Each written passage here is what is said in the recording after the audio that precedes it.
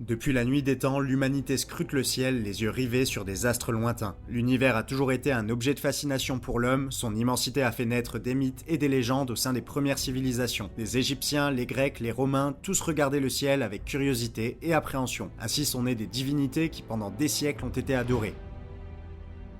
À travers les âges, la passion pour l'univers ne s'est pas essoufflée. Très vite, les scientifiques se sont accaparés du sujet et avec méthode sont parvenus à expliquer l'inexplicable. Puis, découverte après découverte, innovation après innovation, l'exploration de l'univers et sa compréhension sont devenues une obsession collective, marquée par une date le 20 juillet 1969, le premier alunissage retransmis en direct à la télévision. Un événement historique qui a fait de l'exploration spatiale un phénomène mondial, qui sera largement partagé dans toute la pop culture. Cette fascination pour l'espace a fait de la conquête spatiale une entreprise politique majeure et la guerre froide en était le parfait exemple. Aujourd'hui, cette conquête continue à travers quelques milliardaires qui voient dans ces missions spatiales des enjeux économiques. Aujourd'hui, une start-up fait beaucoup parler d'elle. Sa mission, extraire des minerais sur les astéroïdes. La start-up Astroforge est spécialisée dans l'exploitation minière d'astéroïdes. Elle se rendra 2 fois dans l'espace cette année pour tenter de faire ce qu'aucune entreprise n'a pu faire. Débloquer la valeur potentiellement illimitée des minéraux précieux dans l'espace. Au rythme actuel de production, les réserves en or, argent, palladium, plomb, zinc, étain et platine seraient épuisées d'ici moins de 20 ans. Celles de nickel et du cuivre d'ici 40 ans.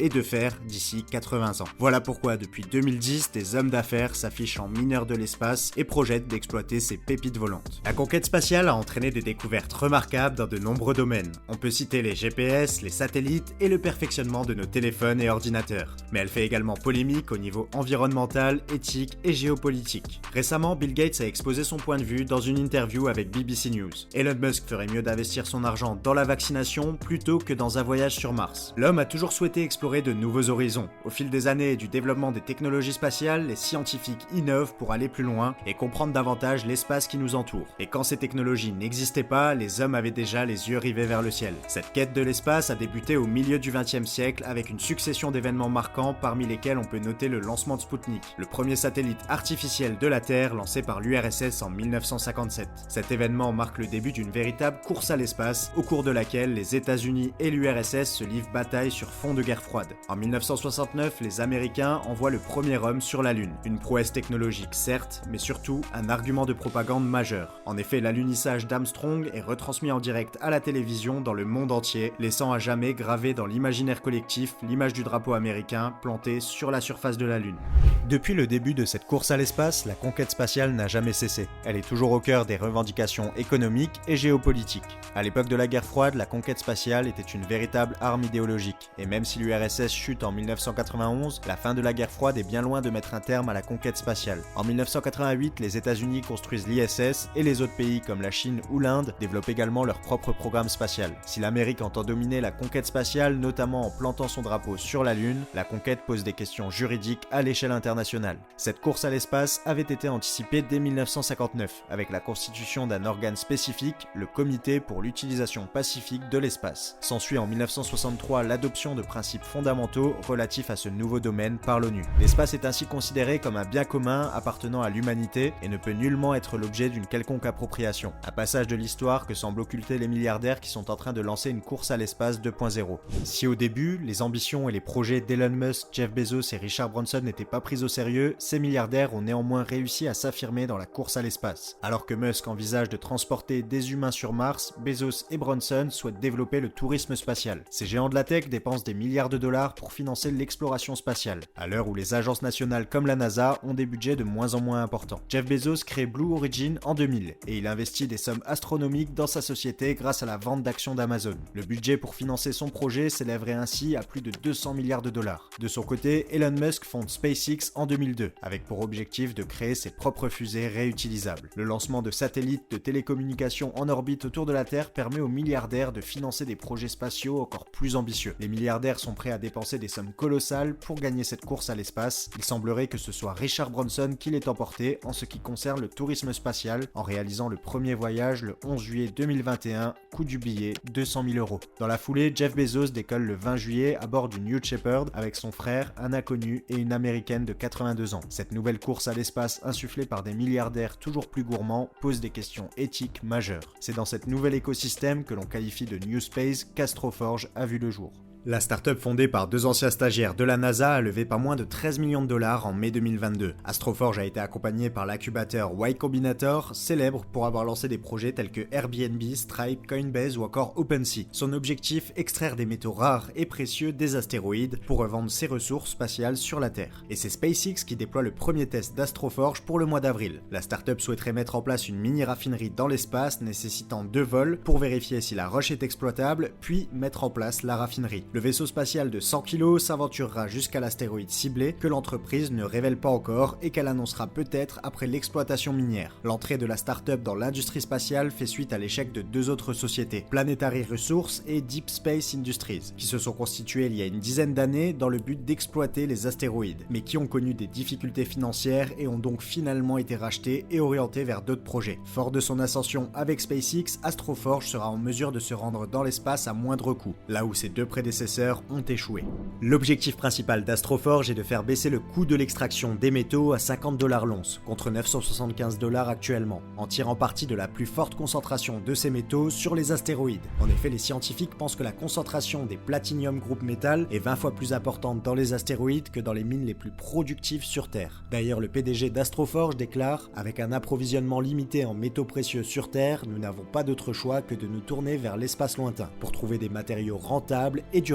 Les milliardaires salivent devant l'immense opportunité que représentent les astéroïdes. L'astrophysicien américain Neil deGrasse Tyson va même jusqu'à dire que le premier trillionnaire sera la personne qui sera capable d'exploiter les ressources naturelles des astéroïdes. En effet, en 2017, une analyse de Goldman Sachs a montré qu'un seul astéroïde de la taille d'un terrain de foot pourrait renfermer entre 25 et 50 milliards de dollars de métaux précieux. Comme nous l'évoquions précédemment, un des freins majeurs à l'expansion des milliardaires dans l'espace et l'exploitation de ces ressources est le Outer Space Treaty, signé en 1967 par les membres de l'ONU. Ainsi faut-il partager la richesse extraite des astéroïdes ou seulement l'enseignement scientifique que l'on a pu en tirer. Les limites législatives à l'exploitation minière dans l'espace amènent certains pays à créer leurs propres lois. Aux États-Unis, le Space Act lancé par Obama en 2015 a permis aux citoyens américains de s'engager dans l'exploration et l'exploitation commerciale des ressources spatiales, et a fortiori l'exploitation des astéroïdes.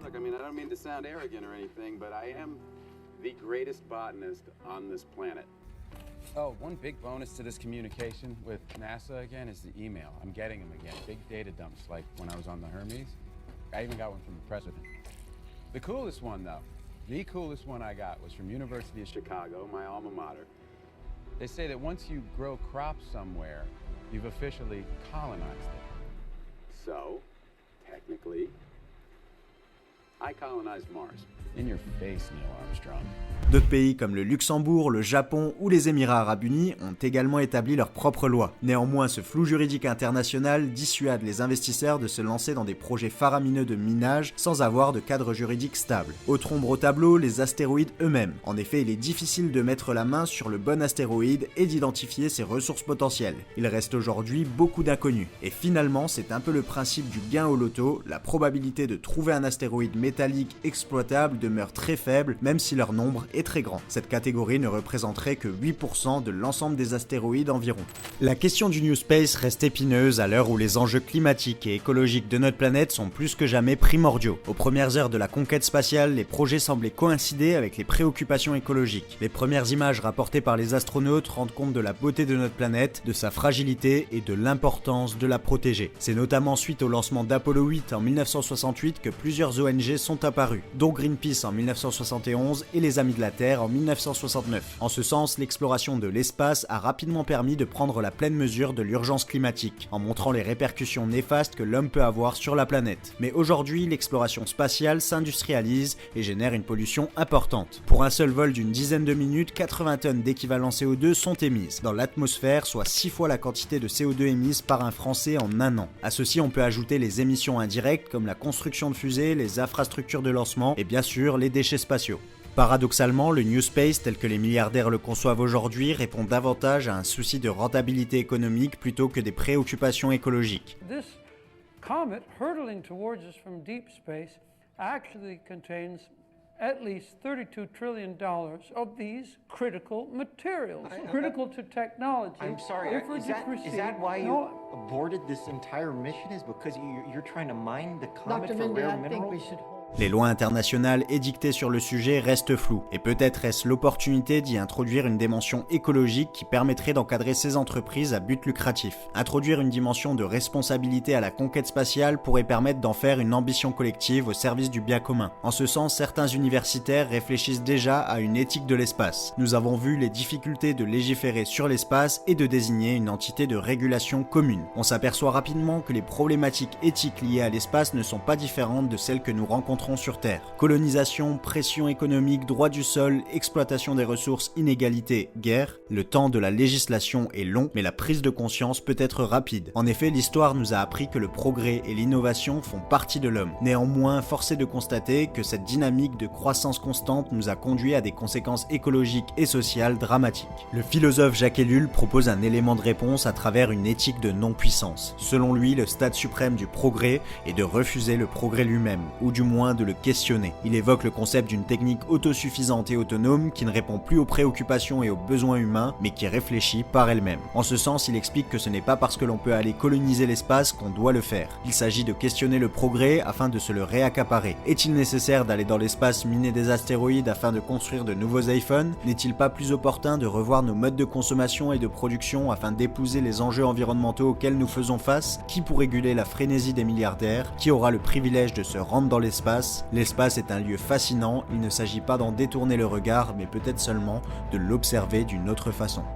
N'hésite pas à nous envoyer tes questions et ton avis sur les sujets du New Space, et pour comprendre le monde de demain, abonne-toi.